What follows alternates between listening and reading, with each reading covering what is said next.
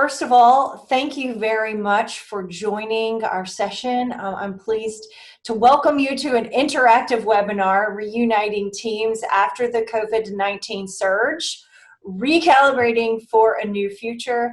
And I'm Laura Cooley. I'm with the Academy of Communication and Healthcare. I am pleased to be joined by my fellow facilitators, Tony Suckman, Krista Hirschman, and Laura Montville, who you'll meet momentarily. So without further ado, I would love to hand over, as you continue to do your chat introductions, to my colleague, Krista Hirschman, who will help ground us in why we're here today. Krista. Hi, everyone. I'm Krista Hirschman. Welcome. As Laura said, we're so glad to have you here with us today. Let me begin by acknowledging the complete irony of having your video off and having you on mute while we're trying to be relational with you, but we do hope to overcome those with some of our activities later and come into connection. In the short time that we have together, we have our two goals that we'd like to accomplish. So the first is really to come together and exchange the diverse challenges that we're all facing in this new time and support one another in this community. And the second is to become better oriented to resources that are out there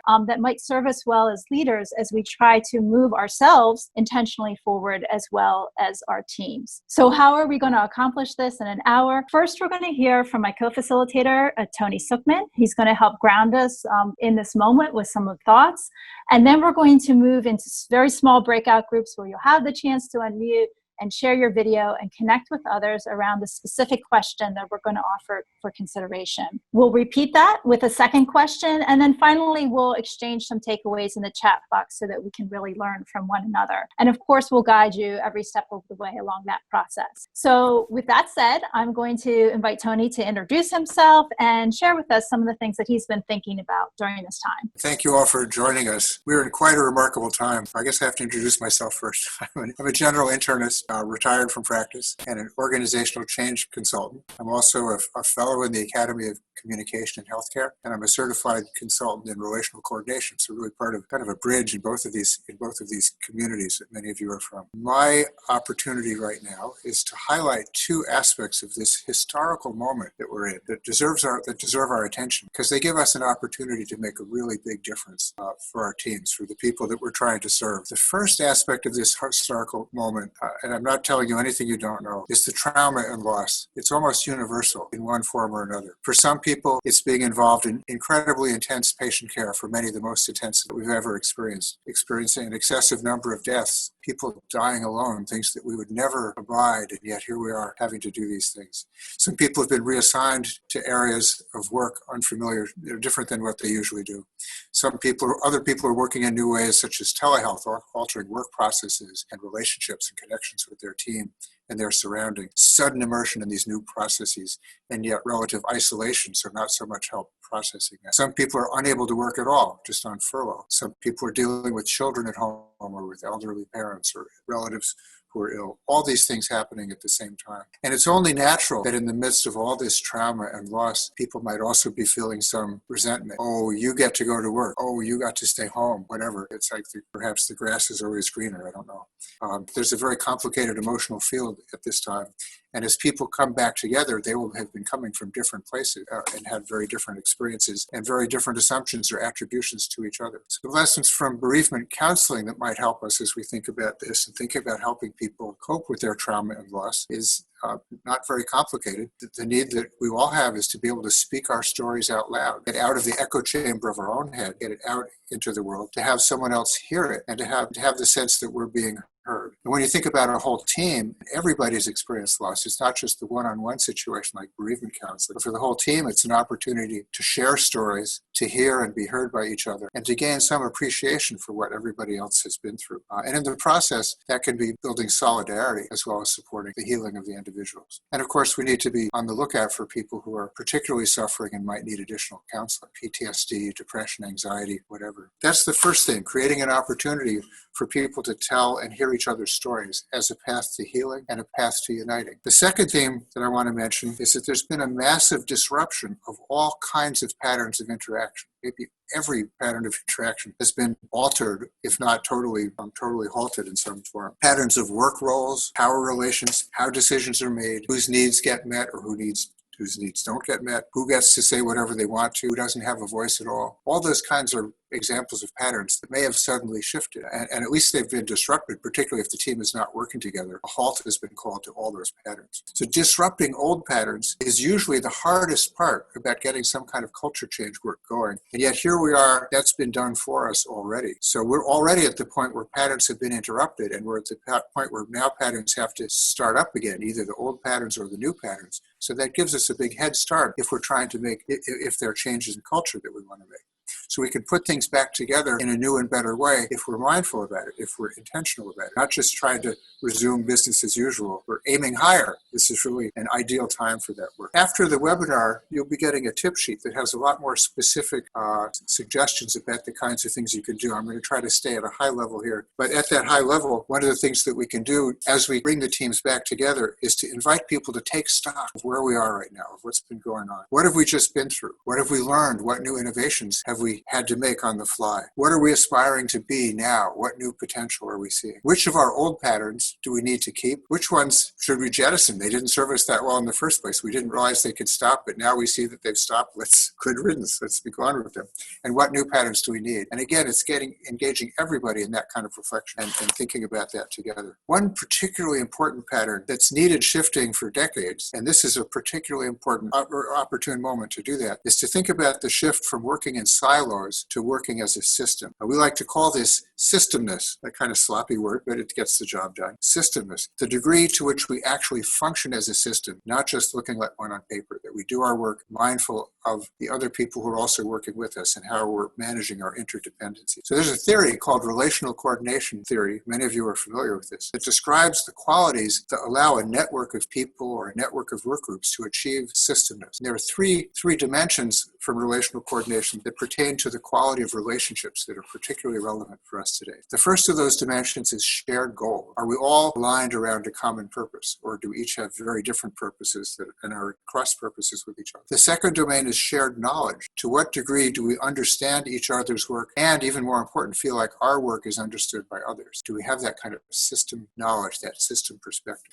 The third dimension is mutual respect, feeling that the work we do is respected by our colleagues versus not valued or invisible. Then these qualities of relatedness can give rise to healthy patterns of communication. So if our goal is to move from silos to systemness, relational coordination suggests some really good discussion questions that we could engage our groups in as another part of this collective reflection. To what extent do we all have the same goal? How well do we understand each other's work? How well do we respect each other's work? And what can we do to improve any of these three dimensions? So those are some questions for helping the group reflect on how they've been working together and how we want to work together to take advantage of the chance to make new patterns. So that's the second theme, harnessing this opportunity to foster systemness by inviting your team to reflect on its past patterns of interaction and to intentionally create new and better ones together. Just as the pandemic has rocketed telehealth by 10 years of progress, has moved things forward 10 years from where we were in 2 months, I believe the pandemic also gives us this opportunity to advance systemness if we're thoughtful about how we reform our teams in this very moment. One last thought, partly in following up on the ideas I was just giving you, also in reading through your very thoughtful questions that you submitted in registering for the seminar. There are so many topics, so many more than we can address. And I think there's an important point that arches across many of those. And that's that your job as a leader is not to give people the answers to these questions or to tell them what to do. Your job as a leader is to give them the questions, to get them so engaged with these questions that they join you in figuring out the answers. You don't have to know the answer. You have to just ask a good question and engage your group in full transparency, engage your group in finding out the answers together. And that's really similar to what we're doing here today, where we're pointing out some possibilities possibilities in a broad level, and then turning it back to you to think in more details about how it's going to work for you in your own situation. So with that, let me turn it back to you, Krista. Thanks, Tony. I've been working with you for years, and I still love to listen to you articulate some of these issues and learn something new from what you're thinking. So we are going to send you flying through virtual space. Laura Cooley's going to be in charge of this, and into small breakout groups of 3. So they'll be very intimate, very personal. What's most important to you now that you've heard him, as you re-engage your team, or maybe, your colleagues, or whatever your particular context might be? So what's most important to you now that you're shifting towards a more systems perspective and having this task in front of you to re-engage yourself, your team, your colleagues? And so while Krista and Tony and I are reporting back what we heard, we also invite you to type into the chat box we're hearing and what was most important to you now as you re-engage with your team. So Krista, do you want to start us off with? Sure. Yeah. So Tony and I ended up in a room by ourselves, which was not useful for helping us to connect to the larger group. And so then we came back to the large group, and it was sort of all of these people who had for various reasons been booted out of their breakout room. And it just really became, we just made it through introductions, but it was like sort of this whole metaphor for disruption and new workflow and everything that everybody is going through, trying to figure it out, make it up on the fly. So in some ways it was like completely not what we were hoping for. And in other ways it was exactly what we're talking about. Unintendedly. That was sort of our situation. We had about 6-7 people in our breakout room. Tony wants to add anything. He was there as well. Yeah, and I'll just acknowledge that the invitation Laura Montville just made was that if you would like in the chat box to type something that emerged for you as important as you re-engage your team, we'd love to see your responses in the chat box. I want to just encourage that and to acknowledge that we're sorry if you did feel disrupted.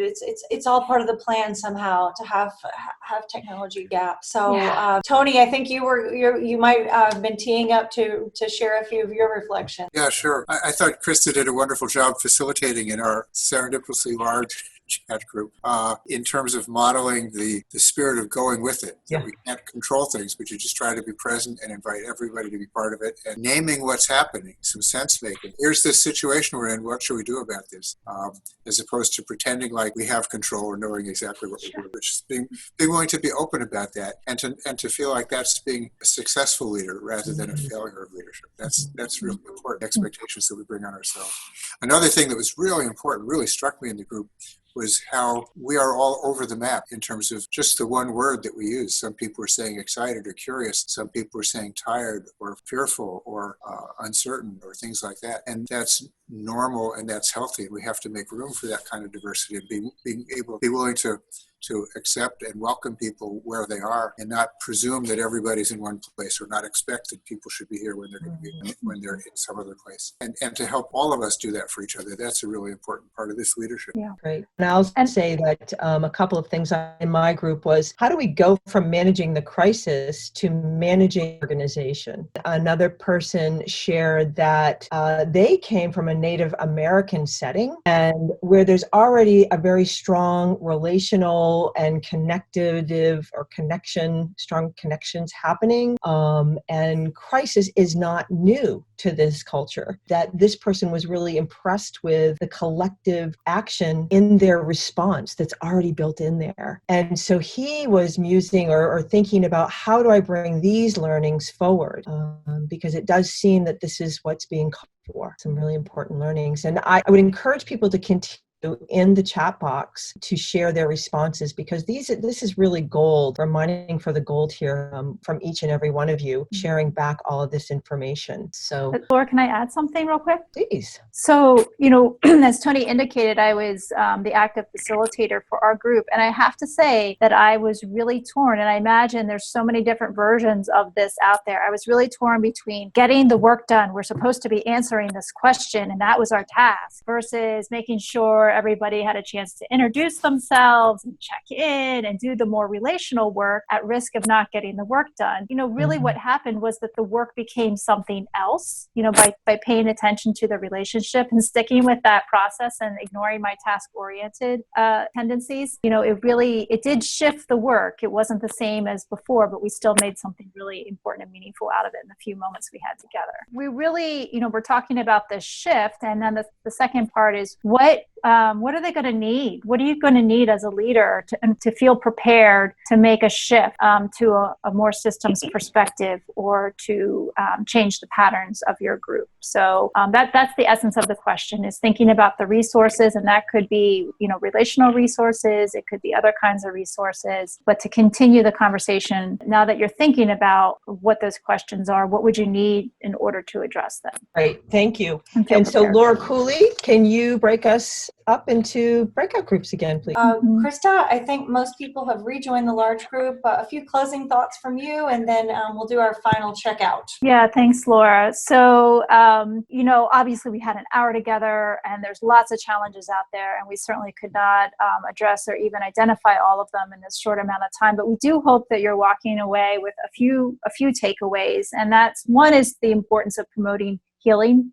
among your team members, and that offering that. And Adrienne I was speaking with her in the last group, just brought this to mind, like how much people are really hurting out there. And so that's an important piece of work that we need to help facilitate. The second thing that we hope is that you're seeing this as an opportunity to reconsider those patterns that have been not serving you well in the past, but we were able to sort of get by because we were in, the normal zone and it wasn't that bad.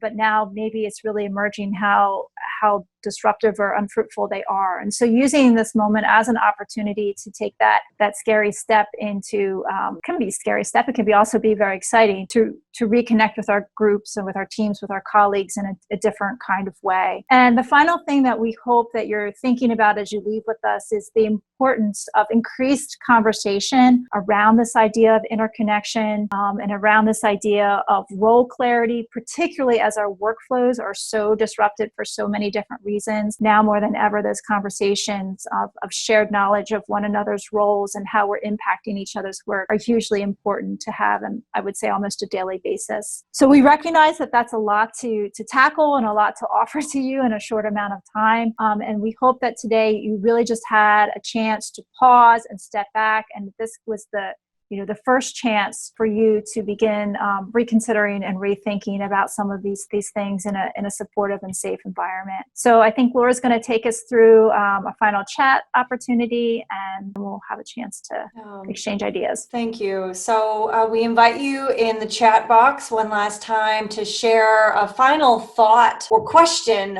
This may have raised more questions than answers, and we acknowledge that. And we also want to appreciate your experimentation in the breakout groups, and we'll be sending a follow-up message after this to provide you with more resources, a tip sheet about how to engage with your teams as you re-enter the spaces. And we'll also be asking for some feedback so that we can further assess what the needs are.